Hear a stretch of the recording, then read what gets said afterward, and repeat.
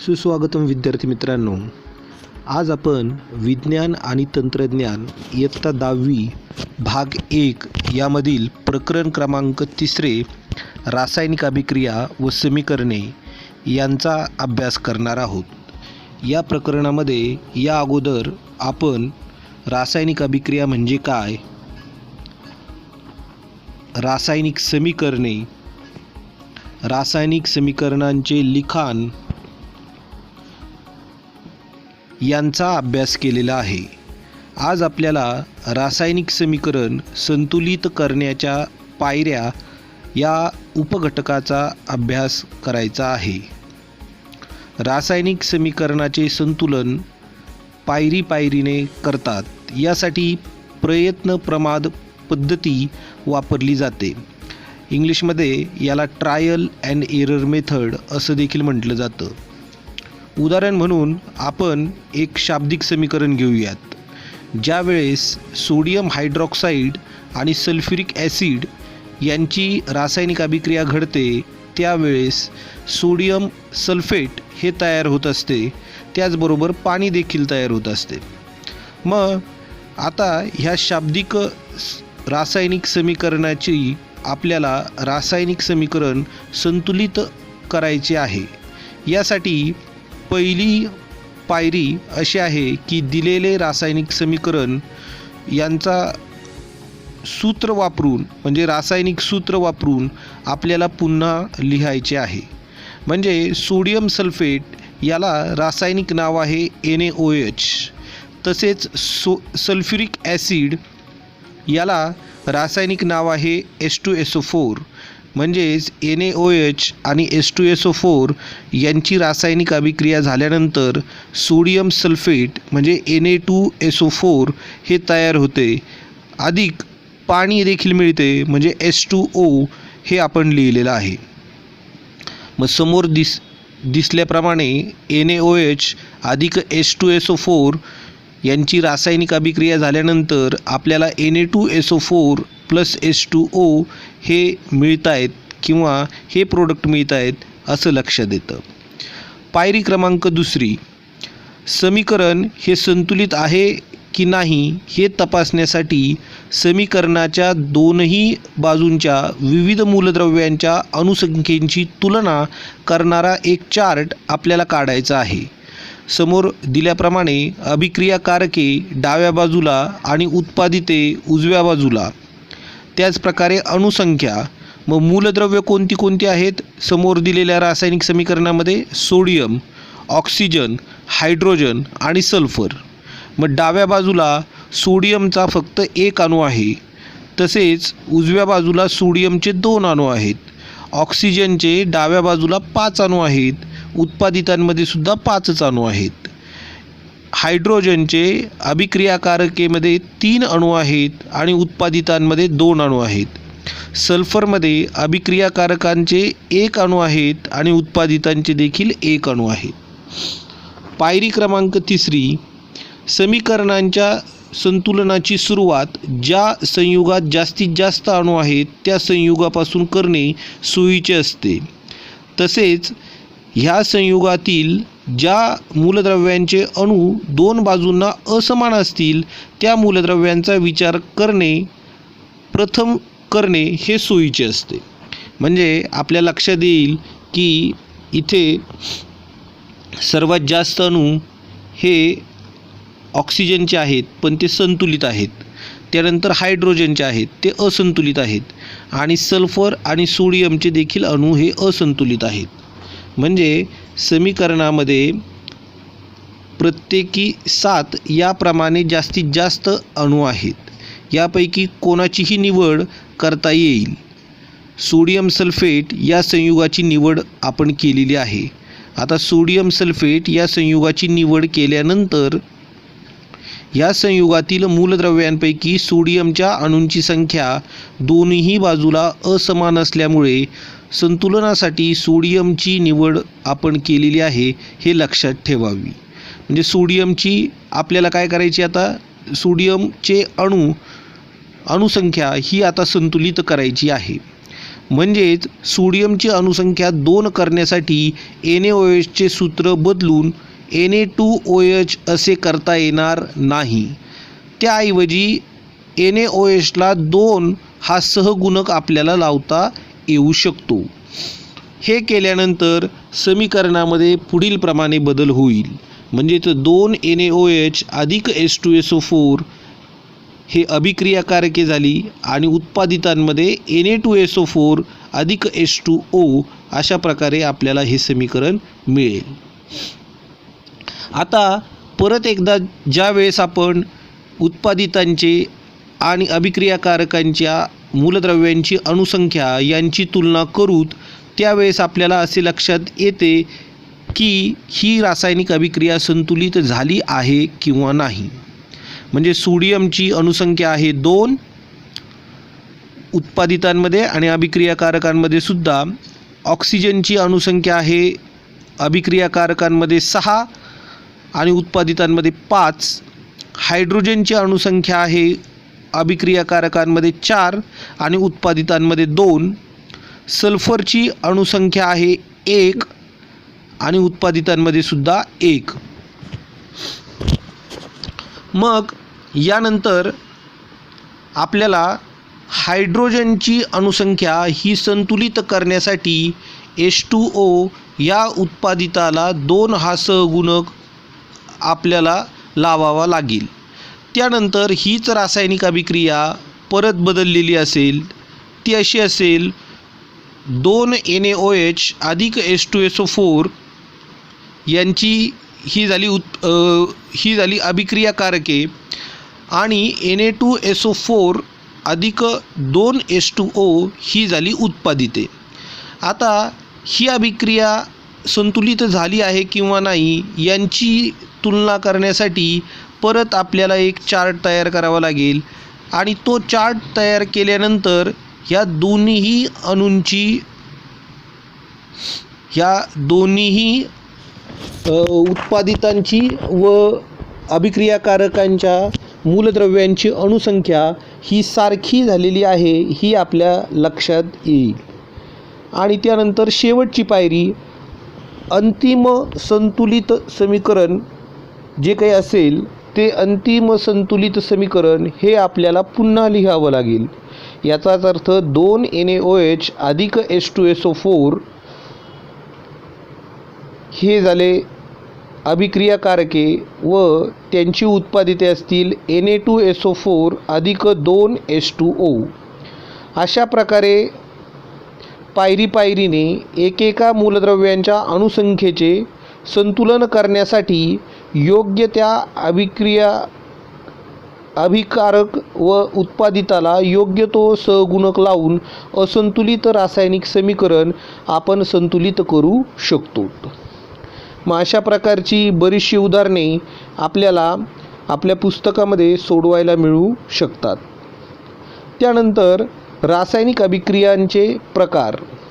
अभिक्रियेला अभिकारके व उत्पादिते यांचे स्वरूप व संख्या यानुसार अभिक्रियांचे पुढील 4 प्रकार पडतात. पहिली रासायनिक अभिक्रिया किंवा प्रकार आहे संयोग अभिक्रिया. संयोग अभिक्रिया याची काही उदाहरणे आपल्या समोर दिसत आहेत की ज्याच्यामध्ये अमोनिया व हायड्रोजन क्लोराईड यांची ह्या अभिकारकांची अभिक्रिया झाल्यानंतर अमोनियम क्लोराईड मिळत आहे. त्याचप्रकारे मॅग्नेशियम व ऑक्सिजन या अभिकारकांची अभिक्रिया घडल्यानंतर मॅग्नेशियम ऑक्साईड मिळत आहे. त्याचप्रकारे कॅल्शियम ऑक्झॅलेट व H2O या अभिकारकांची अभिक्रिया घडल्यानंतर कॅल्शियम हायड्रॉक्साईड व उष्णता मिळत आहे. म्हणजेच आपण असे सांगू शकतो की जेव्हा एखाद्या अभिक्रियेत 2 किंवा अधिक अभिक्रियाकारकांचा रासायनिक संयोग होऊन एकच उत्पादित तयार होते तेव्हा त्या अभिक्रियेस संयोग अभिक्रिया असे म्हणतात. म्हणजेच संयोग अभिक्रिया म्हणजे काय हे आपल्याला ह्या उदाहरणांच्या साहाय्याने लक्षात आलेले असेल. त्यानंतर दुसरी अभिक्रिया किंवा प्रकार आहे अपघटन अभिक्रिया. आता इथे आपल्यासमोर एक उदाहरण दिसते की ज्याच्यामध्ये साखर C12H22O11 याला उष्णता दिल्यानंतर त्याचे रूपांतर 12 कार्बन म्हणजे कार्बनमध्ये होते व 11H2O हे देखील त्याबरोबर मिळते.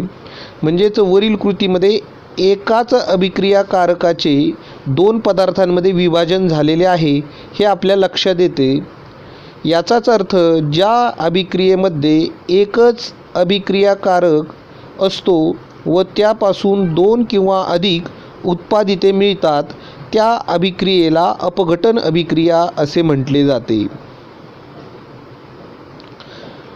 त्यानंतर वरील कृतीप्रमाणेच आपण आणखीन काही रासायनिक अभिक्रिया अपघटन अभिक्रियेमध्ये सांगू शकतो. यामध्ये कॅल्शियम कार्बोनेट याला उष्णता दिल्यानंतर कॅल्शियम ऑक्झॅलेट व कार्बन डायऑक्साईड हे मिळत असतात. त्याचप्रकारे हायड्रोजन पेरॉक्साईड याचे अपघटन झाल्यानंतर H2O व ऑक्सिजन हे मिळत असते. त्यानंतर विद्युत अपघटन हे देखील आपण मागील इयत्तेमध्ये शिकलेलो आहोत. आम्लयुक्त पाण्यातून विद्युत प्रवाह जाऊ दिल्यास पाण्याचे अपघटन होऊन हायड्रोजन व ऑक्सिजन वायू तयार होतात. हे अपघटन विद्युत ऊर्जेच्या साहाय्याने होते म्हणून या अपघटनाला विद्युत अपघटन असे म्हटले जाते. तर आम्लयुक्त पाण्याचे विद्युत अपघटन झाल्यानंतर H2 हायड्रोजन गॅस व ऑक्सिजन गॅस हे मिळत असतात असे आपण सांगू शकतो. म्हणजेच ज्या रासायनिक अभिक्रियेत एकाच अभिकारापासून दोन किंवा अधिक उत्पादिते मिळतात त्या अभिक्रियेला अपघटन अभिक्रिया असे म्हटले जाते. त्यानंतर तिसरा प्रकार आहे विस्थापन अभिक्रिया. या पाठाच्या सुरुवातीलाच आपण पाहिले आहे की कॉपर सल्फेटच्या निळ्या द्रावणात जस्त पूड टाकल्यानंतर झिंक सल्फेटचे रंगहीन द्रावण तयार होते. इथे जो धातू हा जास्त क्रियाशील असतो तो कमी क्रियाशील असणाऱ्या धातूचे विस्थापन घडवतो. म्हणजेच Zn2+ हे आयन कॉपर 2+ आयन याचे विस्थापन करतात व रासायनिक अभिक्रिया पार पाडतात. जेव्हा एका संयुगातील कमी अभिक्रियाशील मूलद्रव्याच्या आयनाची जागा दुसरे जास्त अभिक्रियाशील मूलद्रव्य स्वतः आयन बनवून घेते त्या रासायनिक अभिक्रियेला विस्थापन अभिक्रिया असे म्हटले जाते. या संदर्भामध्ये आपल्याला आणखीन माहिती धातुविज्ञान या पाठामध्ये घ्यायचीच आहे. चौथी अभिक्रियेचा प्रकार म्हणजे दुहेरी विस्थापन अभिक्रिया. आता ज्या अभिक्रियेमध्ये अभिकारांमधील आयनांची अदलाबदल होऊन अवक्षेप तयार होतो अशा रासायनिक अभिक्रियांना दुहेरी विस्थापन अभिक्रिया असे म्हटले जाते. बेरियम सल्फेटच्या द्रावणात तुम्ही पोटॅशियम क्रोमेट हे जर घेतले तर बेरियम पोटॅशियम सल्फेट याचा अवक्षेप तयार होईल. तसेच त्याबरोबर आणखीनही साईड प्रोडक्ट आपल्याला मिळेल. तर विद्यार्थ्यांनी दिलेल्या या उदाहरणाच्या संदर्भामधली माहिती म्हणजे तयार झालेल्या अवक्षेपाचा रंग कोणता, अवक्षेपाचे नाव लिहा, अभिक्रियेचे संतुलित रासायनिक समीकरण लिहा व ह्या अभिक्रियेला तुम्ही विस्थापन अभिक्रिया म्हणाल की दुहेरी विस्थापन अभिक्रिया म्हणाल त्यासंबंधी माहिती लिहा. आपल्या पुस्तकाचा आधार घेऊन ह्या चारही प्रश्नांची उत्तरे ही लिहायची आहेत. त्यानंतर उष्माग्राही आणि उष्मादायी प्रक्रिया व अभिक्रिया. विविध प्रक्रिया व अभिक्रियांमध्ये उष्णतेचे आदानप्रदान होते. त्यावरून अभिक्रिया व अभिक्रियाकारकांचे दोन प्रकार पडतात, ते म्हणजे उष्माग्राही व उष्मादायी. प्रथम उष्माग्राही व उष्मादायी अभिक्रिया पाहूत. बर्फ वितळणे, पोटॅशियम नायट्रेट पाण्यात विरघळणे हे भौतिक बदल घडून येताना बाहेरील उष्णता वापरली जाते, त्यामुळे ह्या उष्माग्राही प्रक्रिया आहेत. तसेच पाण्यापासून बर्फ तयार होणे, सोडियम हायड्रॉक्साईड पाण्यात विरघळणे हे भौतिक बदल घडून येताना उष्णता बाहेर फेकली जाते, त्यामुळे ह्या उष्मादायी प्रक्रिया आहेत. व सहंत सल्फ्युरिक आम्लाचे पाण्यामध्ये विरलीकरण करण्याच्या प्रक्रियेत खूप मोठ्या प्रमाणात उष्णता बाहेर फेकली जाते, त्यामुळे सहंत सल्फ्युरिक आम्लात पाणी ओतले असता पाण्याचे तत्काळ बाष्पीभवन होऊन अपघात संभवतो. हे टाळण्यासाठी आवश्यक तितके पाणी काचपात्रात घेऊन त्यात थोडे थोडे सल्फ्युरिक ॲसिड ओतून ढवळतात, म्हणजेच एका क्षणी थोडीच उष्णता बाहेर टाकली जाते. उष्माग्राही व उष्मादायी अभिक्रिया म्हणजे काय? रासायनिक अभिक्रियेमध्ये उष्णतेची देवाणघेवाण होते, त्यामुळे काही रासायनिक अभिक्रिया उष्मादायी असतात तर काही उष्माग्राही असतात.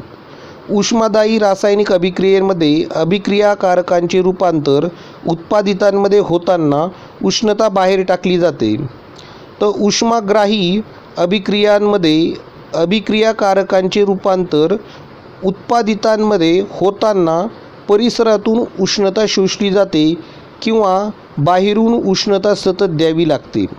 उदाहरणार्थ कॅल्शियम कार्बोनेट अधिक उष्णता यांची रासायनिक अभिक्रिया झाल्यानंतर कॅल्शियम ऑक्साईड हे तयार होते व कार्बन डायऑक्साईड हे देखील याबरोबर तयार होत असते. कॅल्शियम ऑक्साईड अधिक H2O, कॅल्शियम ऑक्साईड अधिक H2O यामध्ये कॅल्शियम हायड्रॉक्साईड हे तयार होते, अधिक उष्णता बाहेर पडते. याचाच अर्थ ही उष्मादायी अभिक्रिया आहे. या पुढील पार्ट आपण पुढील तासाला पाहूयात.